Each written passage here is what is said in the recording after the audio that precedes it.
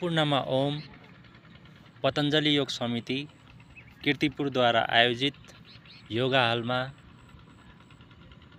हल हुँदै गर्दा हामी यसो म कोठाबाट बाहिर निस्किँदै गर्दा यो चोभारतिर आएको थिएँ र एकजना एकदमै योगी बुबा हुनुहुन्छ।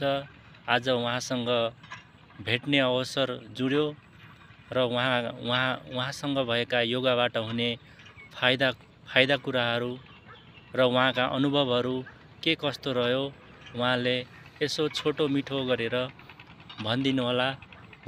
अबको यो फ्लोर उहाँ बुबालाई हस्तान्तरण गर्दछु। योगाबाट हुने उहाँलाई फाइदाहरू भनिदिनु हुन अनुरोध गर्दछु।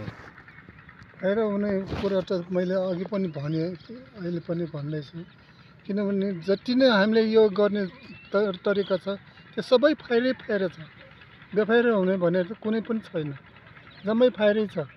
हामीले किन गर्न सक्नु पर्यो, गर्दै जाँदाखेरि नसक्ने चिज पनि सक्ने हिसाबले गर्दै जानुपर्छ। तर योगले फाइदा हुन्छ, कुनै बेफाइदा हुने छैन।